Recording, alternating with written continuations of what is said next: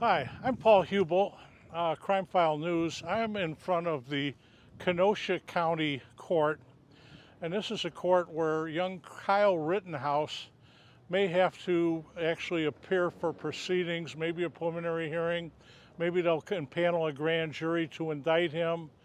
Maybe that won't happen. Also, if it does happen, then they're going to have a trial here, and of course that will be maybe a year away, maybe even longer, because these things just kind of crawl through the system. Anyway, Kyle has a world-class pro bono criminal defense team, and waiting in the wings is none other than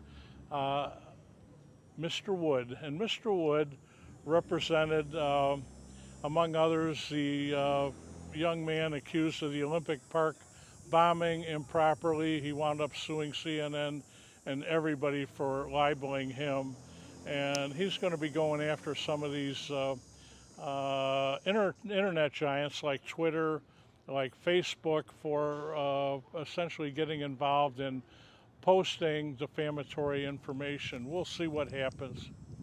Anyway, so it's going to be very interesting. Right now, in front of me, on the other side, there's a little park. There's a group of people that met on behalf of Blue Lives Matter.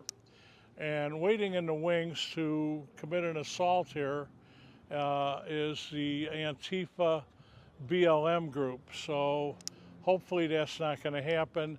There's media assembled here from Chicago and other outlets. I'm sure Madison and Kenosha has their own news organizations.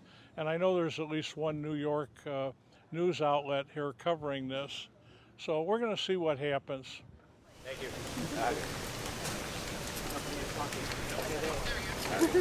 He's right here.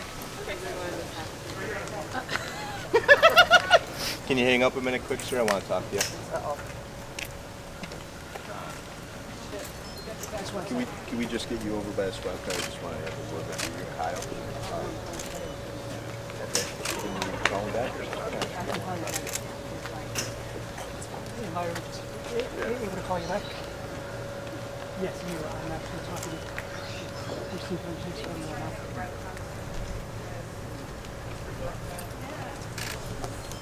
Okay.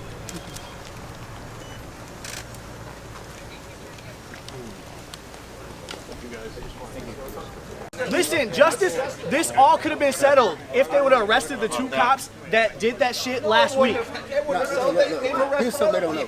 Here's something they don't know.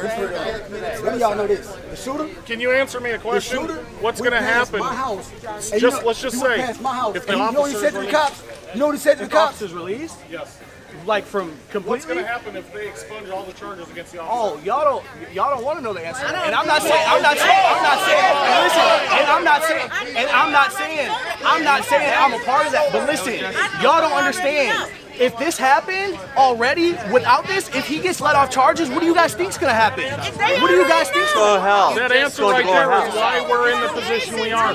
What you need to say is we all need to come together and change the policy, not burn the city down. That's right. That's right. That's right. How hard is it? How hard is it? How hard is it for them to just arrest that cop right away? I've been saying that How to hard them is that? back from the beginning. Clearly, what he did was not correct. That's Shooting somebody people 7 times stating like about that. the shooter that So they don't instead of know. burning the city, let's get in touch with the government. Let's get in touch with the How long is that going to take? senators. In front of Tony Vote out those people that you don't want in. Here's something about the shooter that we should have put out to everybody for y'all to know. The shooter went past my house. He was in the parking lot where they started at before they got to the street. You know what he said to the cops? He said, shoot me again and I'm going to fire back at y'all.